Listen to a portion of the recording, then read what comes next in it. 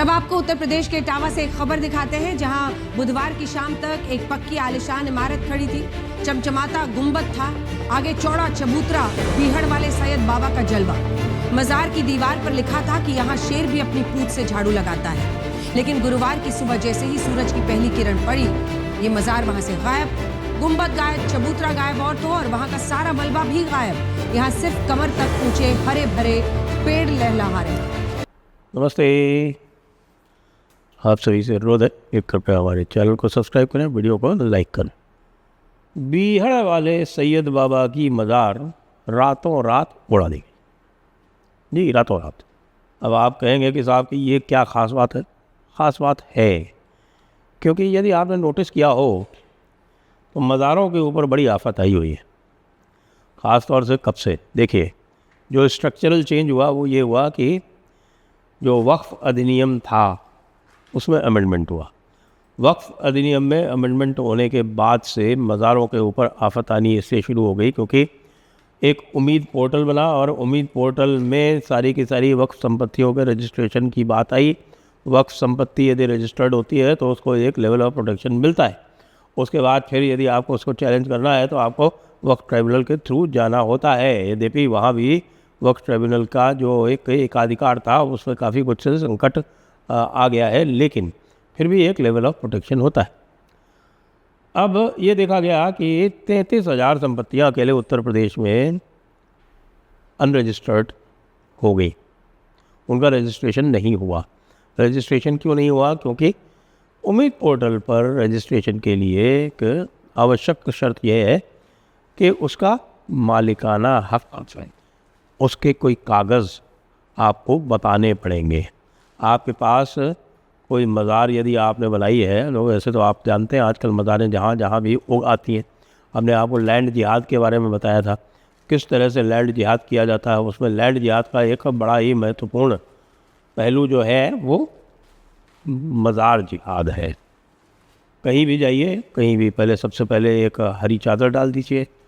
हरी चादर डालने के बाद फिर वो जिसके नीचे अचानक आप कुछ दिनों बाद देखेंगे कि साहब एक पत्थर नीचे से निकल आया। वो पत्थर जो है उसको हरा पोत दिया गया, उसके ऊपर चादर डाल दी गई। उस चादर के ऊपर चढ़ावे आने लगे। चढ़ावे आने के बाद कुछ दिनों पक्का चबूतरा बन गया। पक्का चबूतरा बनने के बाद में फिर उसके ऊपर एक पक्का स्ट्रक्चर बन गया। पक्का स्ट्रक्चर बन के फिर उसके आसपास का इलाका जो है वो पूरा कब्जा कर लिया गया। फिर कब्जा करने के बाद फिर उसको वक्फ के रजिस्टर में चढ़ा दिया गया। ये सिस्टम उत्तराखंड में बहुत चला था। फिर उत्तराखंड में लैंड जिहाद के विरुद्ध एक ऑर्गेनाइज्ड कार्रवाई हुई। उस ऑर्गेनाइज्ड कार्रवाई में विशेषकर से जो कि हमने लगातार पॉइंट आउट किया था, और वो पॉइंट आउट ये किया था कि साहब कि ये जो दफनाने की जगह है वो ऐसे नहीं होती। इस्लाम में भी मुर्दे को कब्रिस्तान में ही दफनाया जाता है। और कोई पीर बाबा अगर होते हैं और पीर बाबा का स्थान होता है तब तो वो वहाँ दफनाए जा सकते हैं। लेकिन अचानक कहीं से पीर बाबा उग के और सड़क के बीच में, ब्रिज के ऊपर, रेलवे प्लेटफॉर्म पर, ये सारे के सारे फर्जी होते हैं। इनकी सबकी जो है जांच की जानी चाहिए क्योंकि नीचे कुछ भी नहीं मिलता है। जितनी भी मज़ारें आज तक लेवल की गई हैं और उनकी जब खुदाई की गई है तो उसमें कोई कंकाल नहीं मिला। इसका सबसे बड़ा उदाहरण जो है वो बेट द्वारका है। बेट द्वारका में कब्जा कर लिया गया था पूरी ज़मीनों पर। बेट द्वारका में और जो द्वारका है, द्वारका में, बेट द्वारका में, दोनों जगह पे खूब सारी मज़ारें बना दी गई थी। वहाँ पे मज़ारें बना के सरकारी ज़मीनों पर कब्जा कर लिया गया था, प्राइवेट ज़मीनों तक पर कब्जा कर लिया गया था। और सारी की सारी जब हटाई गई, 9 मज़ारें हटाई गई थी बेट द्वारका में अकेले। और 9 की 9 पे उससे इन्वेस्टिगेशन किया गया तो पाया गया कि नहीं, वहाँ पर कोई कंकाल उसके नीचे नहीं है। इसलिए जहाँ भी ये मज़ार आपको मिले तो कृपया इन्वेस्टिगेट कीजिए। इन मज़ारों में केवल और केवल एक ही चीज़ होती है और वो होती है एक अधिक से अधिक ज़मीन पर कब्जा करने की लिप्सा। क्यों होती है? वो इस्लाम की एक जो सहज प्रवृत्ति है अपने आप को पूरी दुनिया में फैलाना, पूरी ज़मीन पर फैलाना, जो कि बड़ी किताब में लिखा हुआ है उसके अनुसार। तो इस परिप्रेक्ष्य में जो बीहड़ वाले सैयद बाबा की मज़ार जो थी वो फॉरेस्ट ज़मीन पर बनी हुई थी, इटावा में। और इटावा में जो फॉरेस्ट ज़मीन पर बनी हुई थी, तो फिर फॉरेस्ट वालों ने कहा कि भाई कागज़ बताओ।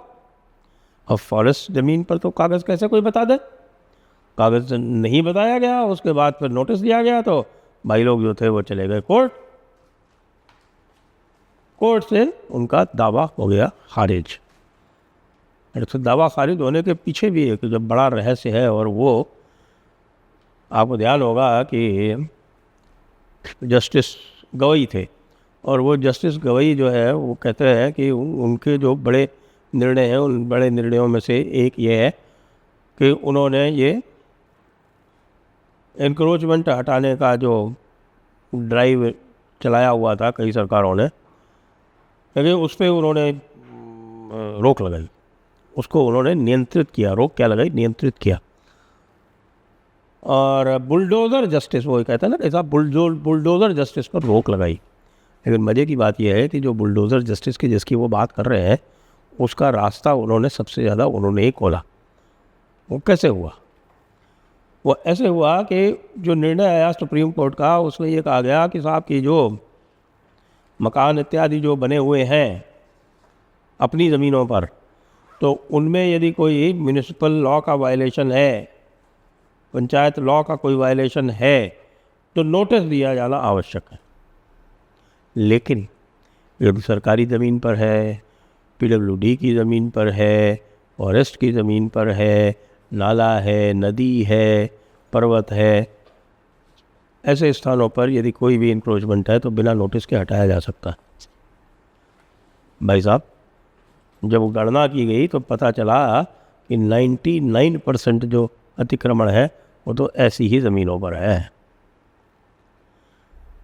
इसी चक्कर में ये बीहड़ वाले सैयद बाबा जी की मज़ार इटावा वाली वो तोड़ी गई। तो आप कहेंगे कि बीहड़ वाले मज़ार बाबा की मज़ार जो है वो ऐसी कौन सी बड़ी नेमत है भाई? नेमत नहीं है, ये उदाहरण है। और ये उदाहरण सभी स्थानों के लिए, जैसे संभल के लिए उदाहरण दे लेते हैं। जितनी मज़ारें संभल में तोड़ी गई हैं ना, मैं तो अब गिनती भूल गया कि जितनी अवैध मज़ारें संभल में तोड़ी गई। क्यों? सभी की एक ही बात थी, इलीगल थी, सरकारी ज़मीन पे बनी हुई थी। मतलब सरकारी ज़मीन पे कब्ज़ा करने का इससे अच्छा और कोई भी तरीक़ा हो नहीं सकता। ऐसा नहीं है कि मंदिर नहीं बनते हैं, जी हाँ, मंदिर भी बनते हैं, लेकिन जब मंदिरों को हटाए जाने का नोटिस दिया जाता है तो मंदिर बेचारे चुपचाप अपनी मूर्ति का पुनर्स्थापना करने की स्थिति बना के और वहाँ से निकल लेते हैं।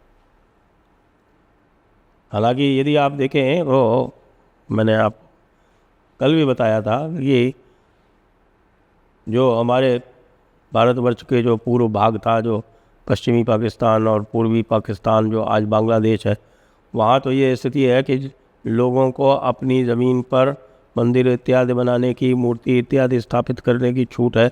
उस छूट के ऊपर भी सरकार जो है वो आकर नियंत्रण करने लगती है।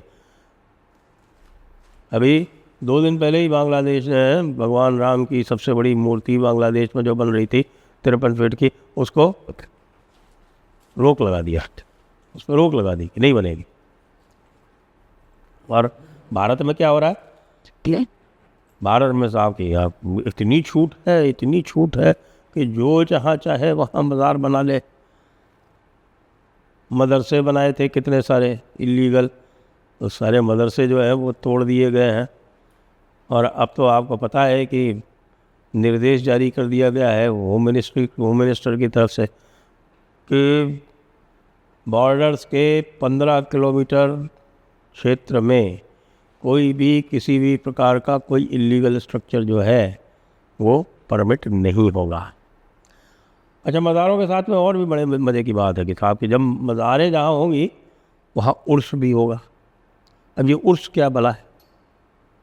ये उर्स जो है वो पीर बाबा कि मरने के दिन, जिस दिन पीर बाबा जो है रुखसत होते हैं, उस दिन उसको उर्स कहते हैं। उर्स का मतलब होता है शादी। तो ये सूफियों की परंपरा है कि भाई पीर बाबा जो है वो जब जाएंगे तो उनकी जो है वो शादी हो जाएगी अल्लाह की, वो अल्लाह की बेगम बन जाएंगे और अल्लाह की बेगम बन के जाके अल्लाह के पास रहेंगे। तो वो जो उर्स होता है, उस उर्स को बड़े धूमधाम से मनाया जाता है। उर्स को धूमधाम से मनाए जाने के पीछे एक और भी कारण है। बड़ा बड़ा चढ़ावा तो आता ही है, बड़े बड़े चढ़ावे के साथ में और भी उर्स के लिए इंतज़ामात करने के लिए और भी बड़ी ज़मीन पर कब्जा करने की सहूलियत मिलती। लेकिन इस समय कम से कम 3 ऐसे प्रदेश में बता सकता हूँ आपको जहाँ पर बड़ा अभियान चालू है इन सारी अवैध मज़ारों को ध्वस्त करने का। एक है उत्तर प्रदेश तो है ही, उत्तराखंड है और बंगाल है। लेकिन मुझे आश्चर्य तब होता है जब इस तरह का अभियान राजस्थान और मध्य प्रदेश और छत्तीसगढ़ में हमें देखने को नहीं मिलता, उड़ीसा में देखने को नहीं मिलता। ऐसा क्यों है? जब होम मिनिस्टर की तरफ से एक डायरेक्टिव जारी हो गया है तो इसका अर्थ सबको समझना चाहिए कि बॉर्डर के 15 किलोमीटर की बात ठीक है, लेकिन इसका अर्थ जो है, इसका जो इशारा है, इसका जो संकेत है, उसको ये सरकारें क्यों नहीं समझती। इंक्रोचमेंट महाराष्ट्र में भी हटाए जा रहे हैं, लीगल तरीके से हटाए जा रहे हैं, सारी प्रक्रिया का पालन करके हटाए जा रहे हैं, लेकिन साहब राजस्थान, मध्य प्रदेश, छत्तीसगढ़, उड़ीसा, यहाँ तो कुछ भी नहीं हो रहा। तो ये जो लैंड जिहाद का एक फॉर्मूला और फॉर्मेट है, इसको सच में मिट्टी में मिलाने की आवश्यकता है। ठीक उसी तरह से जैसे बीहड़ के सैयद बाबा की मज़ार को रातों रात मिट्टी में मिलाया गया। जय हिंद, जय भारत, वंदे मातरम।